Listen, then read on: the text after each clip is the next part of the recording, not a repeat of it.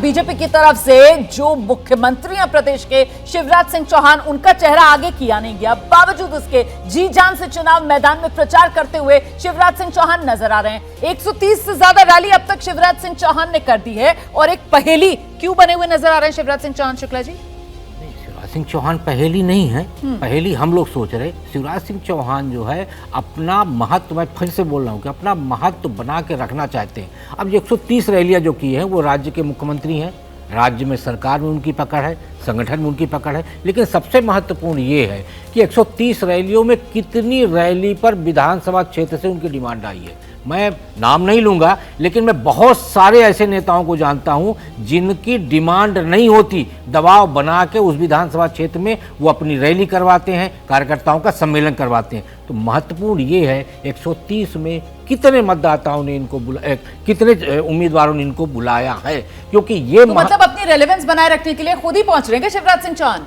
दिखाने के लिए कि भाई केंद्र ने भेज दी हो इतने सांसद, इतने मंत्री, लेकिन देखिए 130 सबसे ज्यादा रैलियां तो मैं कर रहा हूं। ऑब्वियस देखिए, चुनाव से बड़ा तो कोई अवसर नहीं होता ना, किसी मुख्यमंत्री के लिए, किसी विधायक के लिए इससे बड़ा तो कुछ नहीं होता। तो वो अपना, अब जब नतीजे आएंगे तो फिर वही होगा कि जैसे कहा जाता है ना, क्रेडिट किसको जाए, तो उस क्रेडिट में कहीं न कहीं शिवराज सिंह भी ये दिखाएंगे कि 130 रैलियां हमने की थी, और हार जाएंगे तो जो भी है, मतलब वो ठीकरा हारने का भी फूटेगा, तो नैतिक जिम्मेदारी लेंगे। तो जीतने पर भी ये कह सकते हैं कि 130 रैलियां मैंने मेरे ख्याल से ये तो अंडरस्टूड है, शिवराज सिंह चौहान इस बात को समझ रहे हैं कि अगर हारेंगे तो ठीकरा उन्हीं पर फूटना है, लेकिन अगर जीत जाए पार्टी तो कहीं वो रेस पे पिछड़ ना जाए, इसी वजह से ये 130 रैली नंबर दिख रहा है। रेस में तो अगर भारतीय जनता पार्टी जीतती है तो शिवराज सिंह को रेस में पिछड़ना तो तय है, ये आप मान के चलिए, क्योंकि अब जो मोदी जी और शाह जी की जो लीडरशिप है वो मध्य प्रदेश में नए चेहरों पर दांव लगाएगी, वही राजस्थान में करेगी, वो तो तय कर लिया उन्होंने। किनारे नहीं किया, जो पहले किनारे करने की बात थी, चूंकि उन्होंने देखा कि इसका असर पड़ सकता है चुनाव में, तो उन्होंने कहा भाई साथ चलो काफिले में, लेकिन काफिले के सदस्य बन के रहो, काफिले की अगुवाई जो है वो दिल्ली वाले ही करेंगे। तो यही राजस्थान में है। तो ये दिल्ली के सामने रेलेवेंस, बार बार एक रेलेवेंस शब्द का इस्तेमाल यहाँ पर जो शुक्ला जी कर रहे हैं, तो ये दिल्ली मतलब केंद्रीय जो नेतृत्व है उसकी नजर में रेलेवेंस बनाए रखने के लिए कि मैं पूरी तरीके से फिट हूं चुनाव मैदान में, मैं पार्टी का एक समर्पित कार्यकर्ता हूं, भले ही आप मेरा चेहरा आगे ना कीजिए, लेकिन देखिए मैं तो जी जान से लगा हुआ हूं, ये केंद्रीय नेतृत्व को दिखाया जा रहा है, ये पोस्टरिंग वहां के लिए। ये शुक्ला जी और शिवराज जी की विनम्रता है कि वो रेलेवेंस बोल रहे हैं, ये चैलेंज है, ये पॉलिटिकल चैलेंज है कि आपने सेंट्रल लीडरशिप ने मुझे किनारे लगा दिया, लेकिन मैं आज भी रेलेवेंट हूं, मैं आज भी जरूरत हूं मध्य प्रदेश भारतीय जनता पार्टी की। वो चैलेंज को वो स्वीकार कराना चाहते हैं सेंट्रल लीडरशिप को, और इसलिए वो 130 रैली कर रहे हैं मध्य प्रदेश में। सब जगह आपको लगता है कि वो दिखाई दे रहे हैं, चुनाव जीत जाएं तो फिर वो बताएं कि देखिए आपने मुझे नहीं माना, लेकिन मैंने, जनता ने मुझे माना है, मैं मध्य प्रदेश की जनता का सबसे बड़ा लीडर हूँ।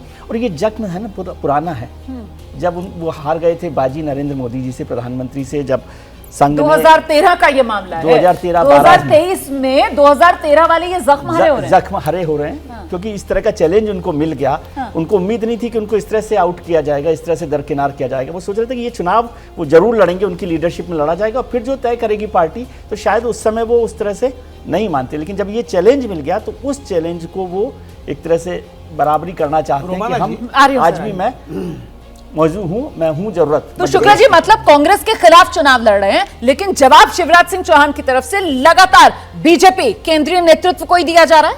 नहीं, मुझे लगता है, मैं फिर बोलूंगा कि शिवराज सिंह चौहान का पूरा राजनीतिक इतिहास देखिए तो वो कभी चुनौती नहीं बनी, चाहे उमा भारती रही हो, उन्होंने अंदर ही अंदर भारतीय जनता पार्टी के नेताओं को निपटाया, कई नाम है, लेकिन कभी चुनौती बन के सामने नहीं आए।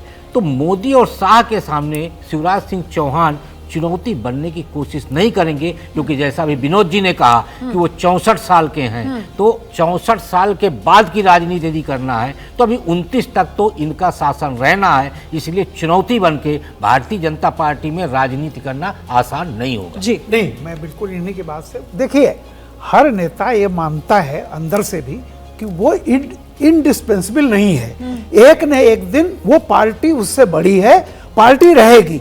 शिवराज सिंह अपनी हैसियत, अपनी औकात बता रहे हैं कि हाँ मेरी हैसियत है, लेकिन शिवराज सिंह कभी बगावती नहीं बनेंगे। अगर आला कमान बीजेपी जैसे चाहेगी 18 साल आप मुख्यमंत्री रहे ना, हैं, बगावती नया चेहरा आ जाए, बगावती बन वही गए कह थे, रहे तो वो हैं। नाराज होकर घर पे वही बैठते, वो वही तो कह दिखा रहे हैं, रहे हैं। साफ तौर पर संदेश दे रहे हैं कि मैं समर्पित इसलिए- कार्यकर्ता पार्टी का, डटा हुआ हूं मैं पार्टी के लिए, बिल्कुल। भले ही मुझे पद मिले या ना मिले। जैसे ही घड़ी का काटा दोपहर 2:30 पे आए, बबीता जी का दिल सास बहू साजिश के लिए मचल जाए। और ये है इनकी बहू, पूरे दिन ऑफिस की टेंशन हो जाए गॉन जब ये करें अपना फेवरेट शो फ्री टाइम पे ऑन। इनकी तरह आप भी देखिए अपना फेवरेट शो अपने टाइम पर और डाउनलोड कीजिए एबीपी लाइव ऐप अपने स्मार्ट टीवी पर।